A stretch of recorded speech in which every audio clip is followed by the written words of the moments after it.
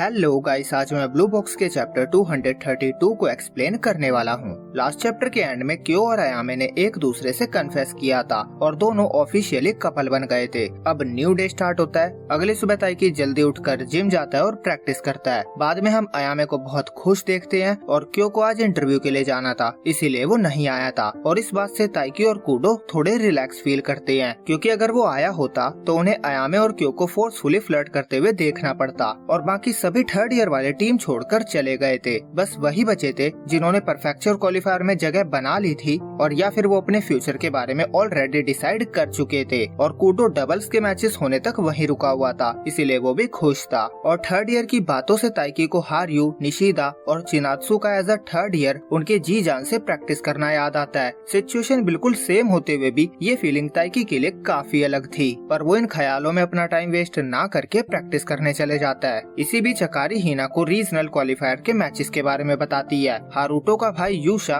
First place पे आया था और हारुतो और ताइकी टॉप 4 में आए थे। पर ताइकी और क्यो का जो मैच था वो काफी इंटेंस था और मैचेस के बीच काफी छोटा ब्रेक था, तो अगले मैच के लिए ताइकी पूरा 100% नहीं था और यूशा तो अलग ही लेवल पे था। उसकी तो कोई वीकनेस ही नहीं थी। उसके अटैक और डिफेंस दोनों सुपर प्रिसाइज थे। उसकी साइड में शटल गिराना इम्पॉसिबल लग रहा था, मानो जैसे नेट के दूसरी तरफ दीवार खड़ी हो। हर बार जब भी वो यूशा को देखती है वो उसे पहले से स्ट्रॉन्ग नजर आता है। हिना पूछती है क्या मैचेस ऐसे थे? अकारी हाँ कहती है। वो बताती है हारुतो का मैच यूशा से हुआ था, वो जीत के बहुत करीब था। जब वो हारा था तो वो थोड़ा अपसेट लग रहा था, पर साथ ही वो खुश भी लग रहा था। शायद उसे पहले कभी उस तरह से खेलने का मौका नहीं मिला होगा। मुझे नहीं लगता उसे अपनी परफॉर्मेंस से अपसेट होने की जरूरत है। फिर प्रैक्टिस के बाद रात में ताइकी चिनात्सु के रेस्टोरेंट जाता है ताकि वो एक साथ घर जा सके। और लड़कों का एक ग्रुप जब वहाँ से खाना खा के निकल रहा था तो एक दोस्त दूसरे दोस्त को चिनात्सु को प्रपोज करने के लिए मोटिवेट करता है, क्योंकि उसे चिनात्सु अच्छी लग रही थी। और वो लड़का भी हिम्मत करके चिनात्सु से उसका नंबर मांगने लगता है, पर ताइकी बीच में आ जाता है और कहता है ये मेरे साथ है। इवेंचुअली वो लड़का ताइकी को पहचानता था। उसने ताइकी को लास्ट ईयर परफेक्चर क्वालिफायर में सेकंड आते हुए देखा था। वो ताइकी से माफी मांगता है और वहाँ से चला जाता है। फिर चिनात्सु और ताइकी साथ में घर जाते हैं। चिनात्सु कहती है तुम तो बहुत फेमस हो। ताइकी कहता है ऐसा कुछ भी नहीं है, वो लड़का भी बैडमिंटन खेलता था, इसीलिए वो मुझे जानता है। और वो चिनात्सु को केयरफुल रहने को कहता है, क्योंकि वो लड़का उससे नंबर मांगने वाला था। चिनात्सु कहती है मैं उसे मना कर देती।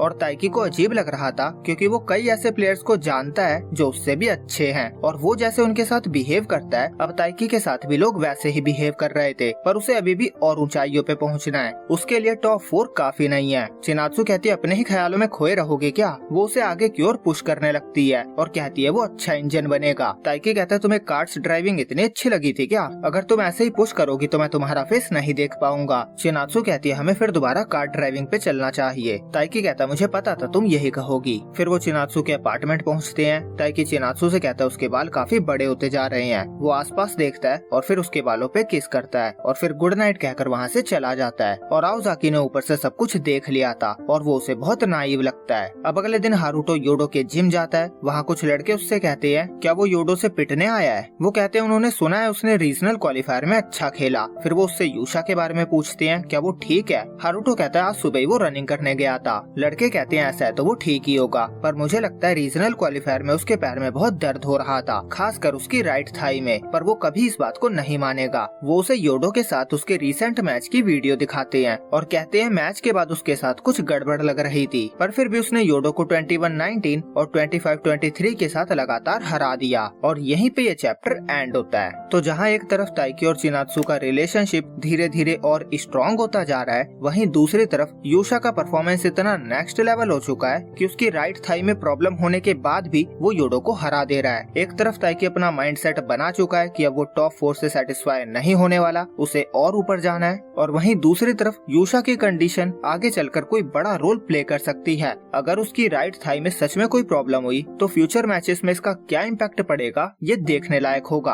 आज के लिए हम वीडियो को यहीं पे खत्म करते हैं। मैं मिलूंगा आपसे अगले वीक इसके अगले चैप्टर के साथ। जब तक के लिए आप सभी को happy Holi and bye bye.